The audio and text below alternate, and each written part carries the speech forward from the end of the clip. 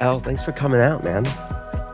I'm just so happy that we're finally getting to see each other face to face because it's been a while. It has been. Where have you been all my life? You've been traipsing around the world. Well, for a lot of your life that I feel is your life, which is the last 4 or 5 years, we've just been together. I know. I mean, together in the sense that we've in connection. Staying in touch, yeah. I know. It feels like I see you, but I don't see you in person very often. So you've been traveling around the world a lot lately. I've been traveling a lot. I fell in love with a musician, and he's on the road. He plays guitar with Eric Clapton, and so I'm with him a lot of the time. And then when I'm traveling, he comes with me. So between the two of us, we're just on the road all the time. Yeah. What's been your favorite place you've been to lately? Home in Miami because I haven't been home, and I sold my house and I just rented a new place, and so we're moving in. And so you're still going to stay in that area? I'm going to stay in Miami. Oh, good. There's a really wonderful healing community there. It is. And I feel that it's sort of on the verge of exploding, and not in the way that we think of Miami as in sort of like a party South city, Beach, but a lot of forward-thinking people are moving there, and so it's got a great community. Yeah, it really, really does. And you showed me around to some wellness spots when I visited you down there. Some great restaurants, right? Yeah. Great There's a little restaurant called Flora, which is a new plant-based restaurant near where I live, and they're so considered. It's an Australian woman who founded it. Yeah. And the food's incredible. So next time you're in Miami, we'll go there. For sure. Together. What have you got? Like, what's some good things on the menu that you've eaten? Well, obviously the avo toast, because that's really Aussie. But it's a fusion between sort of plant-based, and it's got a bit of a Cuban influence. So it's got some chutzpah. Yeah. And, all organic food and just great combinations. Yeah. So we're in New York. I flew in this morning. You flew in last night. Right. You have some exciting, this is like a big week for you. This is the U.S. release of your book. Yeah, it's so interesting because when I wrote the book and finished it and handed it into my publishers, Penguin and Ben Bella, who's the distributors here in the U.S., I sort of thought it was done. And this is my first book, so I don't really know. I just sort of think you write a book and then you give it to the publisher. But I'd forgotten that you have to promote it. Yeah, writing. And that's a whole other story. Yeah. And share it, because otherwise people don't know about it. And this book is particularly important for me because I wrote it to help other people. And so my aim and ambition is to inspire and encourage people in their life. Yeah.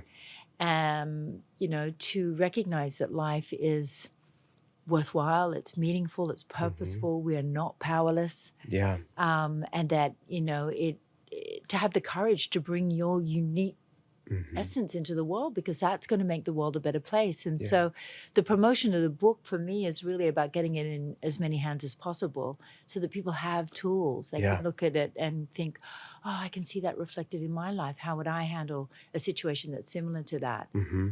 And you've been working on this book for a while. I mean, I remember it's been a few years, right? 4 years. Yeah. I started in 2020. Yes. Okay. So I was talking to you in 2020. I remember you talking about it, and I can't believe how fast time has gone by. But yet, 4 years is it's a long time to work on a book. Well, because it's very considered, Yeah.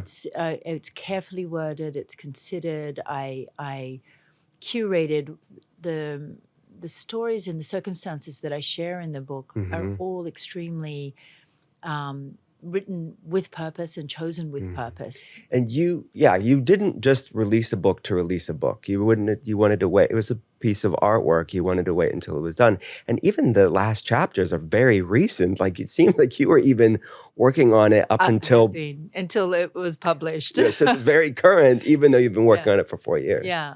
So, but it's not an autobiography. Can you explain to people the difference with the format of the book? It's not an autobiography, and it's not really a memoir in the true sense of the word. So it doesn't encapsulate everything that's happened in my life. It's not on a timeline. It doesn't have a format like an autobiography. Yeah. It is a collection of life experiences that taught me something. There were crossroads in my life. And each chapter is sort of like a crossroad. Yeah. And so, look, there's not enough pages to write everything. I'd be writing a encyclopedia if I wrote about my whole life. Yeah. But it's about the points in my life, the pivot points in my life, or the universal learnings we will all experience in life through our different life experiences. Mine will be very different from yours. I just share mine. And it's really a book of wisdoms that uses my life as a conduit to share those wisdoms with others in the hope that they will recognize how valuable and beautiful their life is. So we're in New York, and I'm assuming your life professionally, a lot of it's centered around Yeah. this city, right? The book starts off in New York City. Yeah. The first chapter is called Give It a Go. Yeah. So take me back to that time. Like, do you remember the first time you were ever in New York? Yeah, I do. What was it And like? I open up the book on that. I flew in from Los Angeles, from Sydney via Los Angeles. It was the first time I'd been on an overseas trip. I was with my family in LA. I flew alone to New York City, and I was going to embark on a sort of 6-week or few month modeling exploration instead of, while I was waiting to go to law school.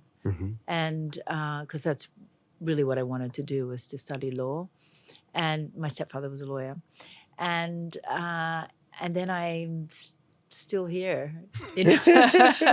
I'm still You took here. the pivot. I was 18 when I first arrived, and I'm 60 now. So it's been a while.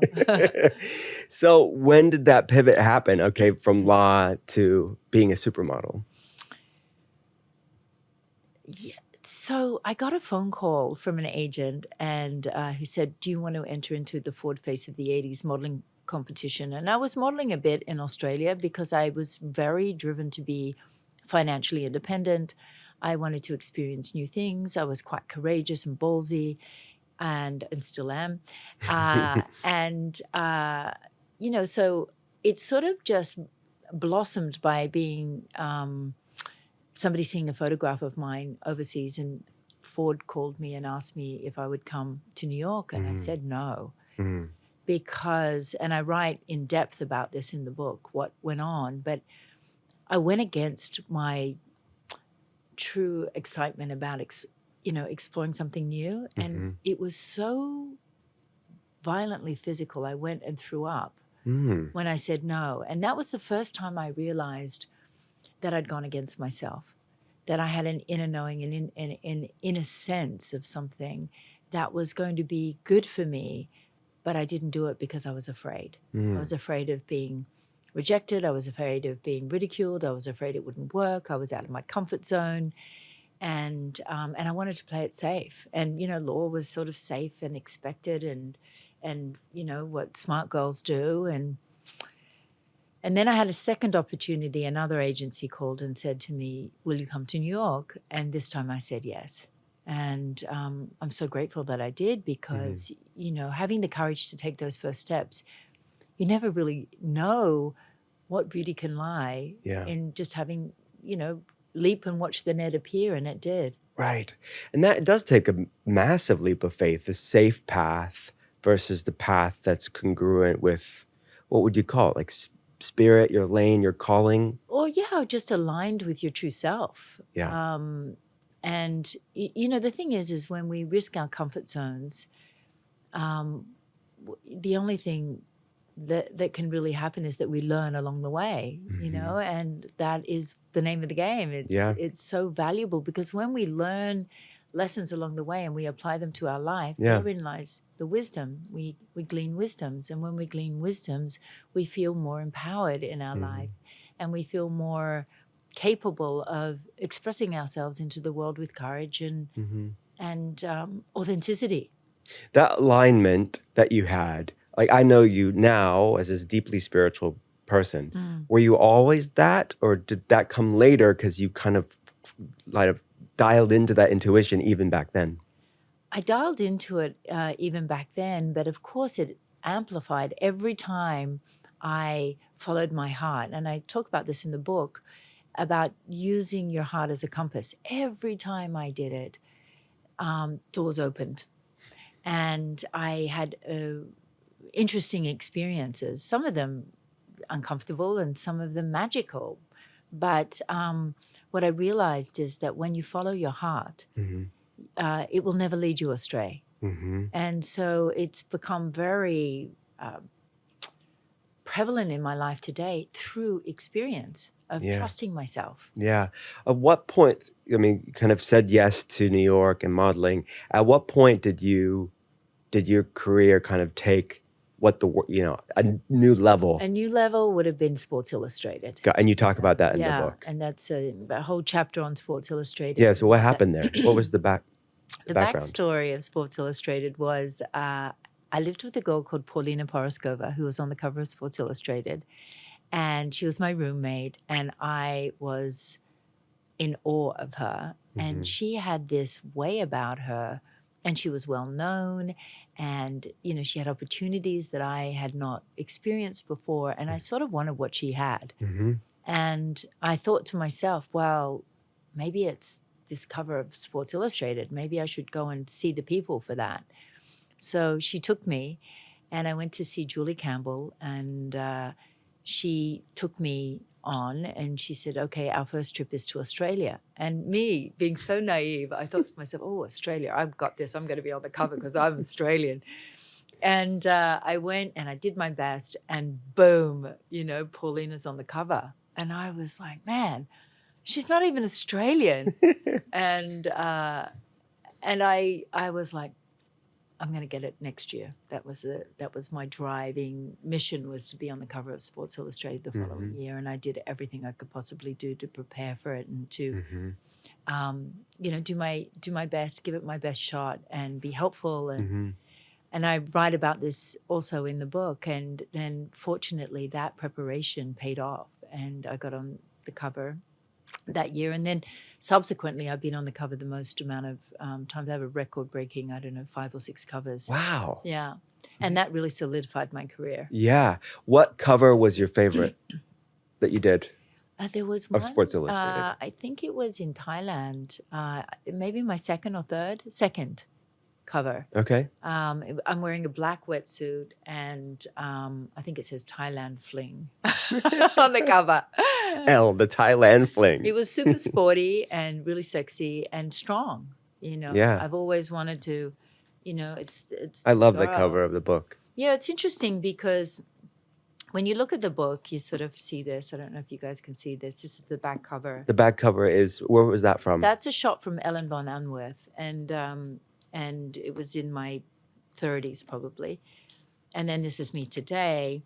And it's interesting because a friend of mine had this book, and his daughter picked it up and said, oh man, is that the same woman? And it's so indicative of the book because it's sort of like the pages in between, the becoming of this woman here, from this to this. Yeah. And she said, I want to be her. I want to be that girl, not that girl. I want to be that girl. The evolved. And she was young. Come to fruition. And I loved the fact that she found resonance in that sort of authentic, upfront, just, this is who I am. Yeah. Being your authentic self. Yeah. I was watching this Hulu special about the 90s. A Vogue put it on. Have you seen it? It was like a Vogue, it was a series, but it was about fashion in the 90s. And it seemed like a crazy time. What was it as crazy as this film made it seem? Yeah. But crazy, I don't know. I mean, it's to some extent today it's crazy because we have so much social media and there's no privacy. And back in the 90s, we didn't even have a mobile phone. I remember, well, in the 80s, I had a brick phone in a paper bag that I, borrowed from a friend that I carried around from time to time. Otherwise, I was racing home to my, answering machine and checking to see if I had bookings and things like that. You couldn't just call, and you certainly didn't have cameras. And so we were able to kind of explore and experiment with life on our own terms without everything being captured by social media. And I feel that at that time we were more able to be present Mm-hmm. in the experience we were having. Yeah. Whereas today we're so busy recording, well, this is So my true. dinner and this is where I am, and we're not present. We Yeah. don't have conversations with people. We're not present in our own bodies half the time. It's the appearance of where we are rather than the actual experience of where we are. How can we undo that? I mean, it's we've kind of got to this place in society where it's like, how do we roll that back? We can have healthy boundaries with technology, but it's difficult for people. Well, for me, the gem is that it is so much more fulfilling to be actually present in the moment of doing whatever it is you're doing. Yeah. It's Better. the sweet spot. Yeah. You enjoy it more, and I'm into joy, you know, and that Choose changes joy. everything in our lives. It changes our health, our well-being, our mental, emotional, spiritual well-being, Mm-hmm. our physical well-being. Joy is an incredible healer and an incredible rebalancer. So, And people think they're choosing joy because the phone is that dopamine hit, right? It's the distraction, it's the numbing, it's the dopamine, but it's not true joy, is it? well, that's entertainment to some extent. Or it's happiness, and happiness is transient. Mm, You know, joy is something that we feel that makes our hearts swell. it's ineffable. And it's beyond sort of it's not dependent on something outside Mm-hmm. of ourselves. It really comes from within. Yeah. And that's a massive lesson that you see throughout the book, but and you had to have learned that probably the hard way because you're in an industry that's all about the transient, right? It's all Yeah. about the superficial in many ways. What was some of those early moments where you're like, this is incongruous. I want to be in this industry, but maybe not of this industry in that same way. Yeah, that's a really good point. I felt like a fish out of water from the minute I got to New York. But there was a lot of things that were different. You know, my accent meant that I had to repeat myself often because people don't understand what I'm saying. They didn't understand my dry sense of humor, Mm-hmm. my sort of upfronted, bold, sort of ballsy Aussie girl wasn't very aligned with, you know, American sort of platitudes and have a nice day. And, you know, I just sort of always felt like I didn't belong to some extent. And I learned how to be adaptable. You know, I had that adaptability card up my sleeve, and it has been a huge gift for me throughout life. And adaptability, I believe, is the superpower of the future. Wow. You know, adapt to the changes that are flowing into our life is where we find ease and flow. Mm-hmm. Those throughout your career, we talked about your favorite Sports Illustrated cover. Do you have a favorite show that you were in? Favorite fashion show? I never really liked fashion shows. Okay, so tell me about this. I've never asked you about it. They were so hard for me. That thought of being pedestaled, like on a stage with people looking up to you, just felt really uncomfortable for me. And I didn't like the concept, even though as a supermodel, we were iconic. In fact, that is a big difference between today and the past. Is in the 80s and 90s, the more iconic you were, the more distance you were from your people, the more unobtainable you were, the more successful. Aspirational, right. Yeah, more successful. But today, it's the more approachable you are, the more connected you are, the more you show of your life. Yeah. Yeah, on social media. So even though on the one hand, we had the supermodel era that kind of put us on a pedestal, but as soon as I had to walk on that pedestal in front of people and see people's faces as they were looking at me, I became so nervous. And I would smile all the way down the runway and people would think because I'm having a good time. And it wasn't cool to smile, but I was nervous. Wow. It was like that nerve, nerve-wracking. So, and I always felt like I walked weird and I was too tall and the heels were too high and, high-class problems really. But I did learn to master it. I learned to master it and I learned to do my best in every possible circumstance I could, even if it was difficult. The more I did it, the more practice I did, the more I was courageously kind of applying myself, the better I got at it. And that is a wonderful lesson in life. Yeah, absolutely. No, push, even if something doesn't come naturally, to keep pushing and persevering, no matter what space you're in? Yeah, and it's not really pushing. Just keep giving it a go. Keep trying it Yeah. out. Keep Yeah. keep exploring it. Mm-hmm. Don't stop just because you're uncomfortable, Right. unless it's truly not resonant with you. In that case, don't take steps towards the things that are Right. not resonant. Any tips you have for someone to find that resonance? Because so many people, because we're distracted and numbed and we're not already in tune with our body Mm. in the present moment, any grounding present moment awareness tips to check in with that heart? Yeah, it's a very simple thing. Okay. Stop. Hmm. Just stop. Breathe. Listen. Listen to your inner voice. Listen to your inner sense, because your inner sense is just as important as common sense. Mm-hmm. And take a step forward towards what moves you, Mm-hmm. and stand still if it doesn't move you. Mm-hmm. And it's a really simple practice. I mean, meditation is super helpful. Yeah. Mindfulness, even better if you can lie on the earth Okay. with your skin on the earth and just breathe and just listen to that wise, quiet, soft voice. Mm-hmm. And when I say voice, it's not really a voice, but it's an Yeah. urge inside. Yeah. It's a knowingness. It's a knowingness. Yeah. You talk about your journey with sobriety in the book. Mm. That's vulnerable to share that. You didn't have to share it, but you did.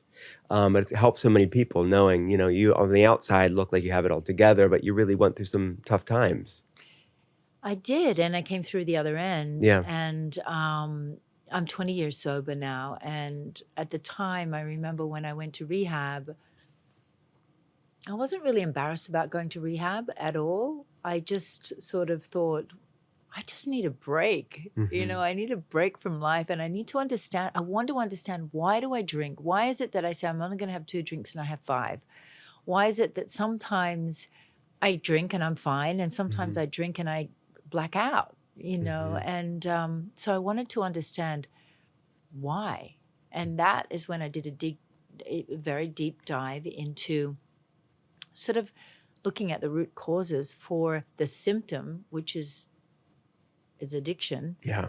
And there's so many addictions. It's not just alcohol, Right. I mean, we can be addicted to fear. We Yeah. can be addicted to drama. We can be addicted to being a victim, thinking that Amen your to life that. is happening to you instead Yes. of through you, for you. Yes. And so releasing those sort of behaviors and preconceived ideas about ourselves and about life was so freeing. And Mm-hmm. so I share about my journey because it's my way of giving back. Mm-hmm. I'm so grateful that I found my way through. And it's my way of giving back. How did you know? I mean, because there's obviously abuse of alcohol, and then there's addiction, right? And then you're in an industry that probably everyone was drinking. Yeah. So at what point were you like, yeah, I don't care what everybody else is doing. This isn't right for me. Yeah. I went to rehab, and there was a woman who had 1 glass of wine a night. Hmm. That was all she had. She had a glass of white wine at 7 o'clock. Yeah. She was there not because of how much she drank, but because she knew that that was such a crutch to her. Like, her day was revolved around that 7 o'clock glass of wine. And no matter what she did to change it, she couldn't change. And she wanted to change, but she didn't know how to. Yes. And so I don't think it's really about how much or when or what you drink or what happens to you when you drink. The bottom line is, if you're doing something that is self-damaging because you don't feel good about it, it doesn't feel right for you in some way, even though you might enjoy it, then that's a good time to take stock. And that is deep wisdom, because I talk to telehealth patients for a living, and I can't tell you how many people, they would never be by the world standards classified as an alcoholic, but it has a hold over their life. And that's what you're saying that woman did, which I think is a powerful thing. Is how many people need to have checked themselves with, is their life revolved around these drinks? Yeah, and it's the ism, right? The ISM of alcoholism. It's I sabotage myself. And any behavior that we do continually that is self-harming is a sort of an addiction, because we're not here to be self-harming. We're here to be the full expression of our divine being.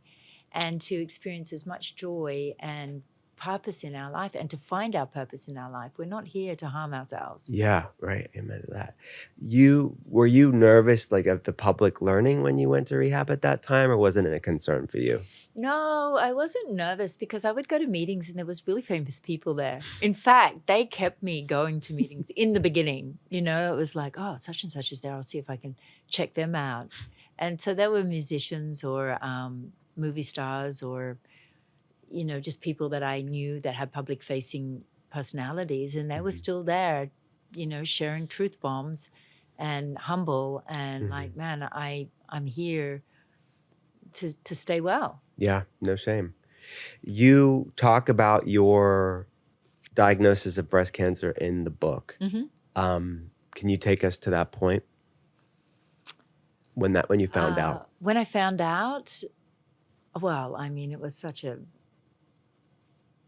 mind. I can't say fuck, but fuck. Because it was like, wait a second, this is so ironic. I'm building a wellness business and I've just been diagnosed with breast cancer. And how can that be so? And what year was this then? 2017. 2017, And I okay. started Wellco in 2014. Okay, wow. And so, but I'd already been through sort of a crisis, a crossroads when I was 50. I had been feeling a sort of lack of vitality. I was run down. I was depressed. I put on weight. My skin changed. My hair changed. And I was thinking, what's wrong with me? And it didn't occur to me that I might have been going through menopause. I just felt like I was out of sorts and I really wanted to find a solution. So I realized that I was malnourished, that the vitamins I was taking were synthetic, that my body wasn't absorbing them, that we had stopped resting the land for 7 years. So a lot of our vitamins and minerals that we would get from our food source, we were not receiving anymore. Yes. I was sugar addicted. I was coffee addicted. And I found a brilliant nutritionist who just said to me, I think we can turn this around really quickly. You just need to nourish your body, hydrate, get more sleep, have more fun, work a little less. And I did, and, you know, everything turned around. So, and I founded Wellco on that because I felt like I wanted to share that with other women, what I had learned. And I thought there must be other people going through what I'm going through. So that was the first part of my journey. You know, 5 years later, I'm diagnosed with breast cancer. And, you know, the mind kind of boggles. You're like, you want to know why, you want to know how, and you want to know what to do about it. And so I went on a deep dive on the why, the how, and what to do about it. Yeah. And made the most educated decision. It wasn't flippant. It wasn't, you know, I wasn't trying to make a point. I was just wanted to make sure that I made the right choice for me, for my body, to support myself through this journey. And I didn't know where I was going to end up in it. Right. You know? So I didn't realize it was that 2017. I think we first met in 2018 or 2019. And I remember you going through, you had a regimen. You were seen by amazing doctors through this journey. Through knowing you and talking to you in preparation for this book, we kind of knew the world was going to react a certain way because you kind of know this is the orthodoxy one way when it comes to cancer. Yeah. And any diversity of thought or idea isn't always accepted. Were you surprised about the response when you talked about your choice for your body? I was surprised, but I was also surprised because it's one chapter out of 18 in the book. And so there was so much focus on what I chose. And the chapter's not even about what to do if you get diagnosed with cancer. It was really about how to make a decision when you're racked with fear. And when you're getting so many conflicting ideas about or advice from many different doctors, and some were saying, you know, do chemo. Some were saying, don't do chemo, do radiation. Some were saying, do a mastectomy. Some were saying, double mastectomy. You know, there was so much information. I didn't know where to turn.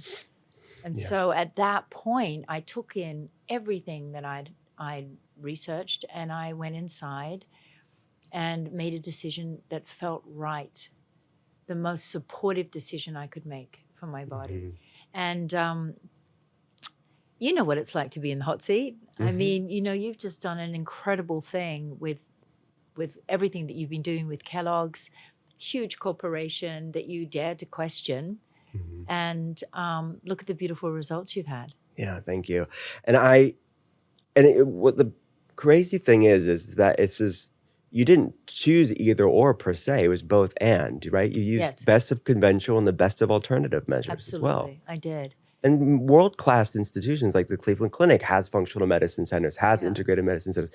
They sort of sensationalized something that really wasn't Well, sensational. at the point of where I had to make a choice, I'd already done a biopsy. I had a lumpectomy. I had a second lumpectomy. And then I hit a crossroads. Okay, so what to do afterwards? It hadn't spread to my lymph nodes. I had multiple choices. And I chose the one that felt the most resonant to me.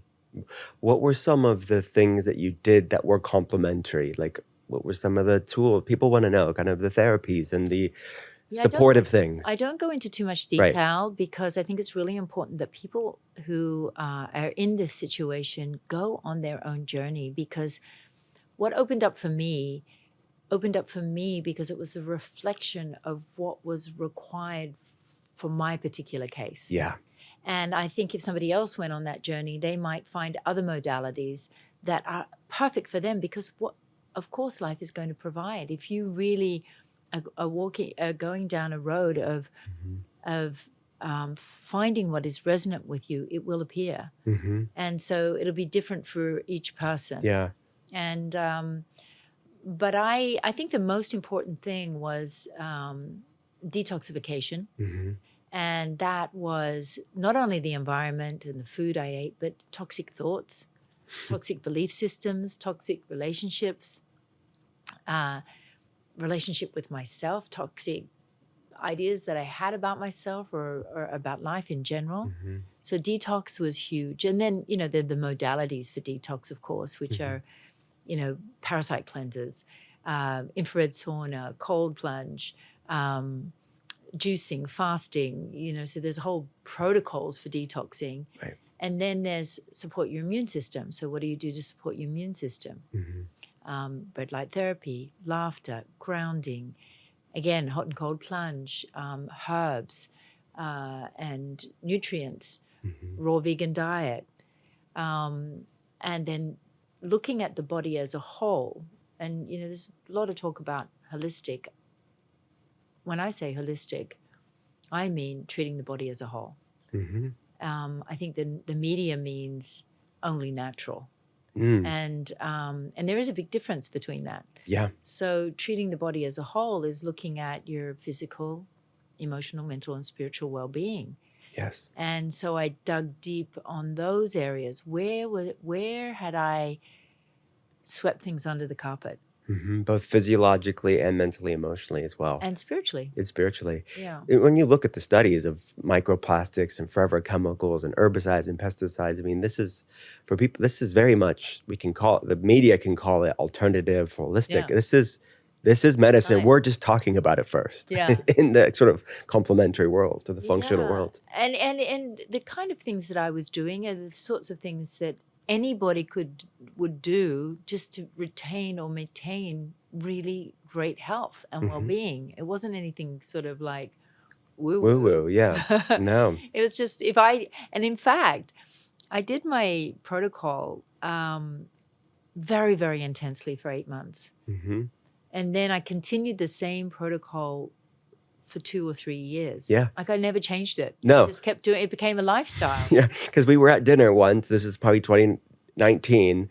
You pulled out your bottles and tinctures and made your elixirs right at dinner. It was part of life, which I appreciate. That's what I do. Yeah, it was. I did it for a really long time. And interestingly, though, I started going on the road 2 years ago, and I wasn't able to like be as strict about everything. And I started to panic, and I thought, oh my gosh, what if it comes back? And I do testing probably more than anybody else. Yes. You're looking at your numbers consistently. All the time. Because, you know, when you're not just relying on modern pharmaceuticals, and even then, I was just always testing to be sure that I was clear. Yeah. So my markers radically improved when I fell in love, when I was having fun, when I let go of the obsession about having cancer. Interesting. And I said to my doctor, I said, I don't understand this because I'm not doing all the things I used to do. And he goes, but Elle, you don't have cancer. And so psychologically or subconsciously, I was behaving as if I still had cancer. And when I let go of that fear was when my health, exponentially improved. The labs improved even Yeah. more, like Yeah. next level of healing Yeah. when you let that go. And you mentioned sort of the mental, emotional, spiritual side. We talked about the physical side. I just, which I think is so synchronistic as always with you and I just came from Scottsdale, Arizona, right before here. And That's where I was. oh, you were there too? Yeah. Well, that's where I did my. Oh, that's what I was saying. Yeah. So you talk about it in the book, and I know that's a special place for you. Yeah. What is it about Arizona that was healing for you? Out of the ashes rises the phoenix. Mm-hmm. And I went to Arizona for rehab, and that was my first profound crossroads in healing, and also understanding that the body can't be looked at separately, as in just a physical box and just a mental box and just an emotional box. So that was 20 years prior. And then by the time I found my way there, I found my doctors there, and I was called there, but not through some sort of thing, oh, I have to go to Arizona. It just so happened that the doctors I wanted to see and the protocols that I wanted to follow were based in Arizona.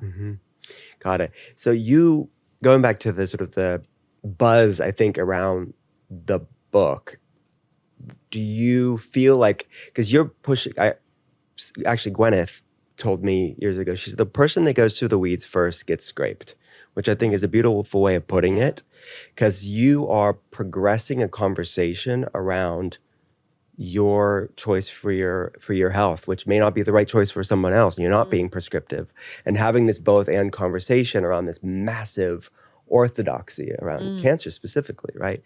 Do you see yourself as you're paving a way for conversations like this? Not intentionally. I didn't sort of say, I have to be a way shower in this. All I did was follow my intuition, and then I shared my authentic experience in the book. It wasn't to sort of tell other people what to do or be a way shower in that sense.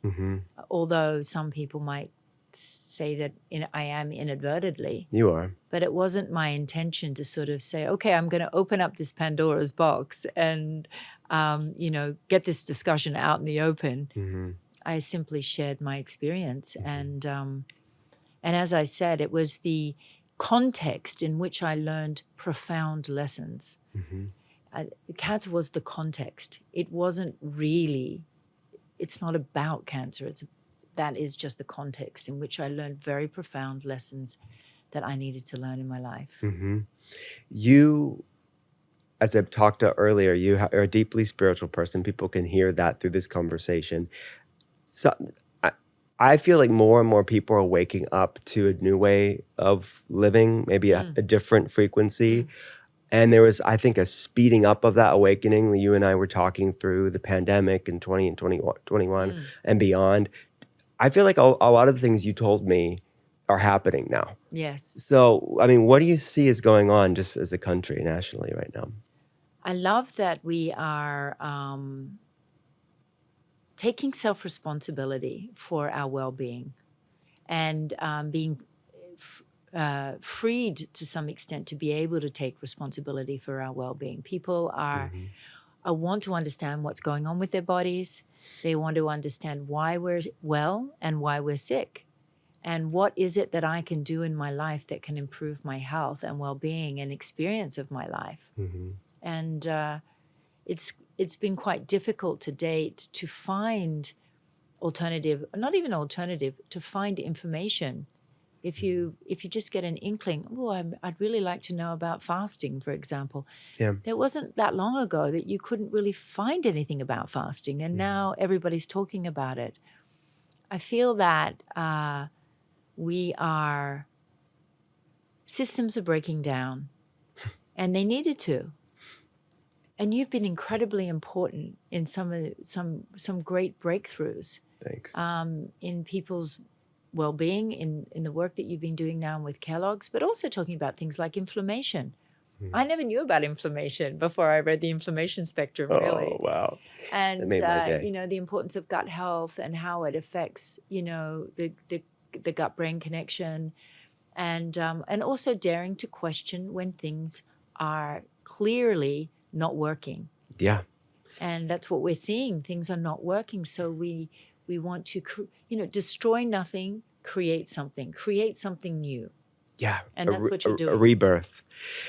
Someone that you and I both know, Bobby Kennedy, it's kind of big news, he's at least appointed HHS. Yeah. Congress still has to kind of pass that. What are your thoughts on that?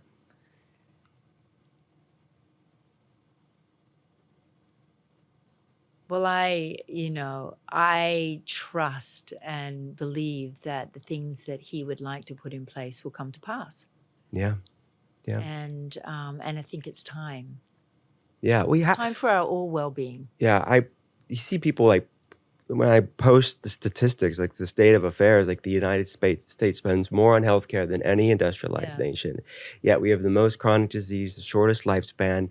It's like we're a rock bottom. Like third world country when it comes to health and well-being. Yeah. Yeah. Yeah. Great for emergency care, right? Yes. But for chronic health, we're dead last of all industrialized nations. So you're hopeful? I'm always hopeful. And I just love that there are so many influencers today talking about what works for them, and that people have an opportunity to give it a go and see what works for them personally. And, some things will work for some people, things work for other people. Yeah. And there seems to be more freedom to explore. That's what this is, right? It's about having choice and informed consent and knowing all the options, right? When it comes to health. What I found interesting with the press from around my choice, what people were saying often was, oh, you can make your choice, but just don't talk about it. And that's the sort of censorship of sharing. Yes. And I feel that the only way we can make change and process and progress and empower people in their lives is to talk about it. Yeah. And then it's up to people to then take on board, oh, this really resonates with me. Oh, no, I could never do that. Right. And then they get to know themselves more. And if they get to know themselves more, they're going to make more aligned choices in their life. Yeah. And so they're going to be creating a life that they truly want to live because they're making choices that support what they want. The direction, I think there's two things in life. There's direction and purpose. Know where you want to go and know why you want to go there. Yeah. And we are becoming more autonomous as individuals and more responsible. Self-governance. Yeah, in our lives. And that will make for a better community of people that are raising their frequency. Yeah. Out of fear and into love. Yeah. Because the world is large enough for diversity of thoughts and opinions, right? I mean, it's like, just because it's your path doesn't mean it have to be someone else.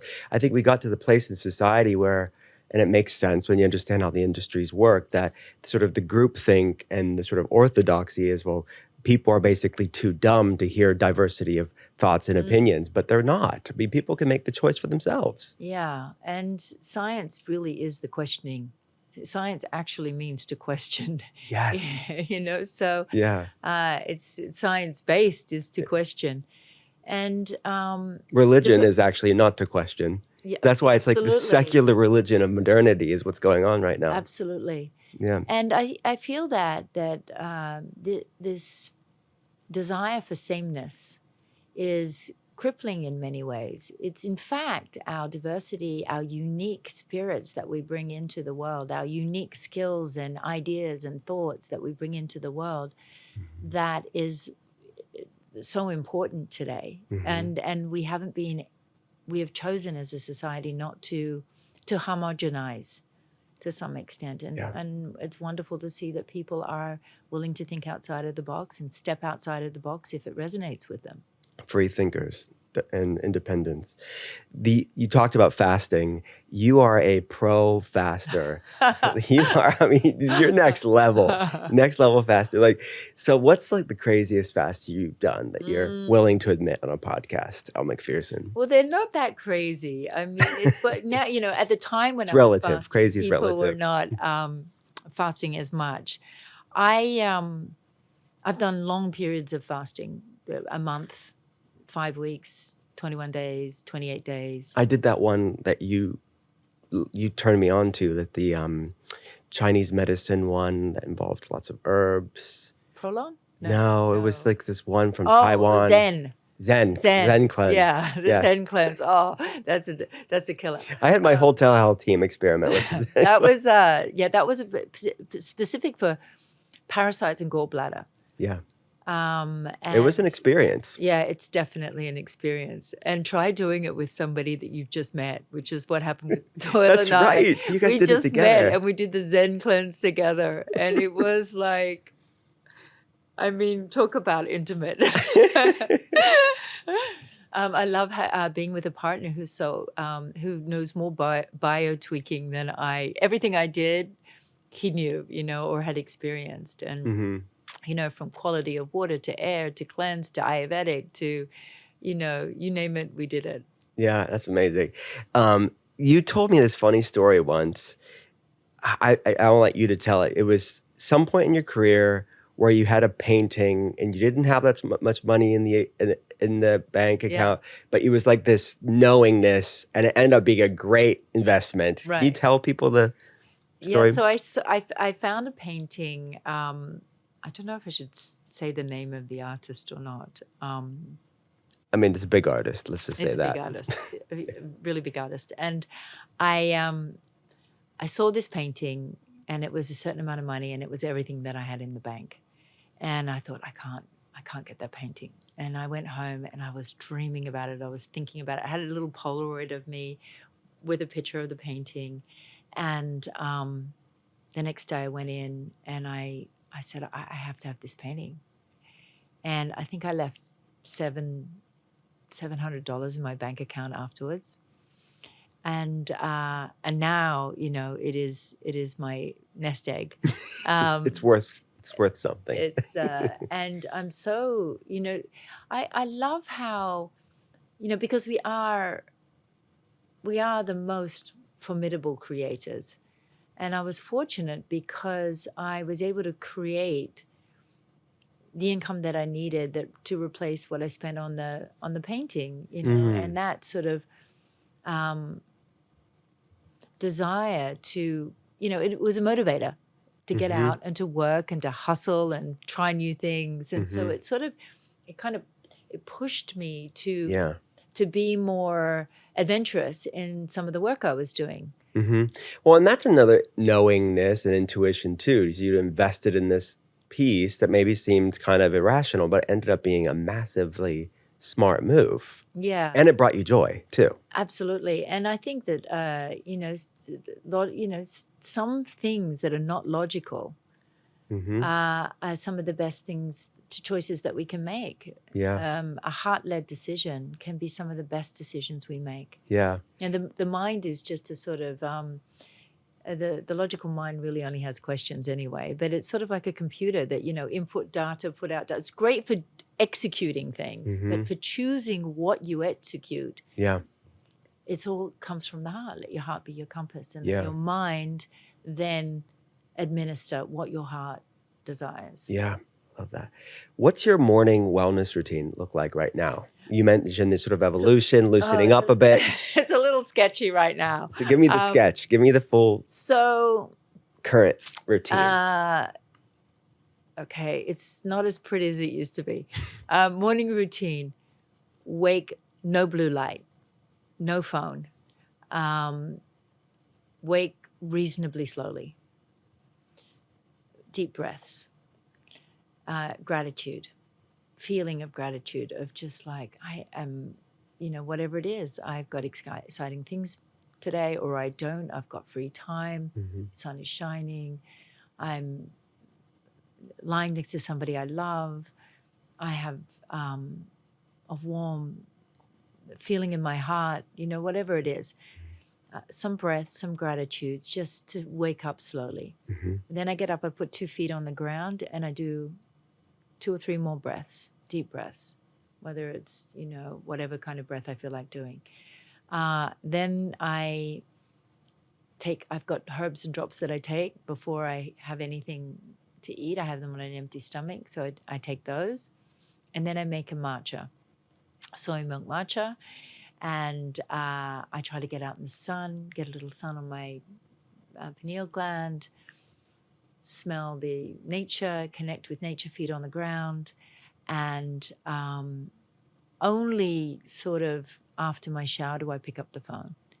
So I have, and I do, what I love at the moment is, I think we mentioned this before, Zach Bush's 4-minute workout. Yeah. So yeah. I do that. So what's that entail for people that don't know? So it is very simple. It's to push nitric acid through the greater muscles and muscle groups in the body. So it's sort of like 4 reps of 20 little exercises, and really simple, like jumping jacks or push things like, what are those things that you put Pull-ups. Pull up. Yeah, but just in the air. Oh, okay. You don't like, you're outside, feet on the ground, and you do these 4. Got it. But you can Google 4-minute workout. Yeah, and Zach's been on the pod before, but I'll put it in the show notes. Yeah. And so I do that, and it's so fantastic, and I see such a change in my body and spirit from doing it. I'll do a few yoga stretches, sun salutations, but I'm not fanatic about anything. It's just sometimes less is more. Consistency is what matters. Yeah. And doing it with a happy heart, not like, oh God, now I have to do this, just sort of going, isn't it great? I get to move my body. I'm 60, I can still touch my toes. That's a good thing for anybody at any age. And then I don't really eat till about 2 or 3 in the afternoon. Okay. So I might have a piece of fruit if I need to, and then I don't really eat, and I have my main meal in the afternoon. Great. So you kind of intermittent fasting flexibly. Yeah. You may have some fruit in the morning. And I have soya milk in my matcha. Okay. So I do break my fast, but I don't actually have sort of a full breakfast or it's like fasting mimicking. Yeah. Because it's lower calorie. So soy milk, what kind of, do you like a specific soy milk? Yeah, I do, bonsoi. And I get that from Australia. I know soy milk's very iffy, especially, estrogen and... Yeah, well, it's GMO in the States, but you're getting good quality, organic, non-GMO soy milk. Yeah. And phytoestrogens are different than, and people, because there's a word estrogen in it, people think it is negative, but it doesn't have to be if it's good quality. Plant milks are hard, it's hard to find a clean one anyway, unless you make it yourself. I mean, you can look at all the plant milks and there's something with all of them that may or may not work. And so same for dairy, but that's a ritual I love. And I don't even really like the word ritual, but that is a moment I love in the morning. I connect with a loved one as well. I love chatting in the morning about life, about your dreams, about your thoughts on things. I find that I'm more connected to spirit at that time, and so I like to share it, even for myself to hear. So I feel, because it's almost like getting downloads. And do you have a formal prayer practice, or is it more of just... No, life is a prayer. My everyday, it's like a living meditation. Yeah. But in the beginning, I had to be super disciplined about, okay, now this is what I do at this time, and then this is what I do, and this is what I do. And now it's sort of become more flowful and more second nature. It's a lifestyle. Yeah. I love it. My friend, as you know, the podcast is called The Art of Being Well. You've done this before. I hadn't say this. This is Elle's 3rd time on the podcast, and Elle was my first ever guest on the podcast. Thank you. And I did my first Instagram live with you. Remember, I couldn't get the technology right. I'm like, oh man, I'm so techno-focused. I helped Elle Macpherson do her first ever Instagram live years ago. So, hey, come get your boy to help you out with all your tech needs. Now, I want to talk about one thing quickly before we go. Yeah. Audiobook. Oh, yeah. Let's talk about this. So yeah. I love this audiobook. So can we go there? Like, what is so beautiful about this is... What is really beautiful about this is Doyle, who is my love, who's a musician. He scored it. Right. And he scored the beginning and the ends of chapters. And even though the music is quite melodic at some times, he's imbued it with healing frequencies. Yes. So stone drum, gongs, crystal bowls, which you may or may not hear, but often it's sort of infused in the music, so that when we listen to it, it supports our parasympathetic nervous system. Yeah. And so you're getting sort of this dose of healing frequency every time the chapter changes. And I was inspired by Gregorian chants, because when my kids were growing up, I was told, there's quite a lot of studies around it, that children or people that listen to Gregorian chants while they're working, they can retain information more easily. They can have a better recall for whatever reason, the frequency of the music, the way it works in our brain. So I wanted to have the music be healing and to be supportive of the reader, the same way every word that is written from this book is meant to be supportive to the reader. It is not about me just sharing my life. Right. And so he scored it, and it's beautiful. I read it, which is not so beautiful. No, it is beautiful. You have an amazing voice. It's hard to listen. This is the whole it's thing. you. No one likes to hear themselves talk, but for everybody else, they're going to love it. But and it was difficult because, you do it in one take, basically. You can only really go back. It's 40,000 words, so it's many days in a studio, 8 hours a day. You can really only go back if you make a pronunciation error or something like that. And so if you want to change your reading, it's not like you're acting and you get it, take two. It's like, no, we have no time. I read the book, he scored it, and it's beautiful. So if anybody's not a word reader, the audiobook's the way to go. Yeah, well, and all the pod listeners love to listen. And the healing frequency music is just a beautiful idea. Of course, it was so divinely inspired because it works so complementary to the intention of the book. The intention of the book is really... The music is kind of complementary to that intention. Okay, let's do a few rapid fire. Art of Being Well. This is Elle Macpherson's Art of Being Well, round 3. I'm going to just throw out different questions. Okay. What is the worst tasting healthy food that you eat right now? Maybe you don't have one, but you do it for health purposes, not for taste necessarily. Wheatgrass. You mentioned taking some herbs in the morning. Like, what's one supplement that's like a non-negotiable for you? Ion. Ooh, so Zach Bush's Ion. amazing. So it's like fulvic acid, humic acid. It's good for the microbiome. Yep.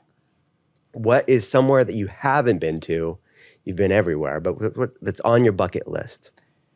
I don't believe in bucket lists because I believe in doing things as they come up and not saving them up for the future when you have an opportunity. Wisdom, deep wisdom. Machu Picchu. Okay, amazing. What's somewhere that you have been that should be on other people's bucket list? Oh, Australia. Oh, which part? Where would you go? Sydney? I love South Australia. Okay. But then the North Coast is beautiful. Inland, all of Australia. Okay, amazing. What's your favorite? We're in New York right now. What's your favorite New York spot to get some food? And when you're there, what do you order? You're going to take me out. Yeah, we're going to lunch after this. We're going to the Butcher's Daughter, right? Yeah, we're going to the Butcher's Daughter, which I've loved for years. I can't believe you've never been. No, I don't think I've ever been. There you go. Yeah, we're going to go. What's a book that you've read? You talk about it. Well, I'm not going to answer it for you, but what's a book that you've read recently, or just maybe not recently? A book for people. It could be fiction or nonfiction. They're going to get your book, but I'm getting a running Art of Being Well book club, but just was transformative for you. You mentioned one in your book. Michael Singer's The Untethered Soul. I love that, with the horse on the front. Yeah. Yeah. I think that. And you sent me one that's From Atoms to Angels. You talk about in the book. Angels, Paul Walsh changed my life. And that was the beginning of my spiritual awakening to some extent, where I started to understand that we are the ultimate creators. through our intention, through our imagination, through our Yeah. hearts, and the journey from fear to love. Yeah. Love that. And my friend, I have to say this, like you've just been a sweet person, kind friend for me for a long time now. Like you even going on I want to publicly thank you for going on my son Solomon's podcast. He is such a rock star. Thank you. I mean, he He's a loves credit you. to you, and he's a credit to himself. And it's so wonderful to see young people leading free thought and curiosity and self-responsibility and love and joy and yeah, he's such a rock star. Thank you. For people that don't know, Elle was on my son Solomon's podcast. He was in high school. Elle Macpherson took time out of her schedule to I'll do his podcast. Thank you. Where can people go to get this amazing book and the audiobook? Tell them where to go. So you can go to benbella.com, BenBella. Okay. You can find it on Amazon. Yeah, I think that's Yeah. the most Audible, you can get the audiobook. Audible, Books and Books, Barnes and Nobles, and just Google it. Yeah. Google it, people. You know how to find stuff. Love you, friend. Thanks for coming. Thank you.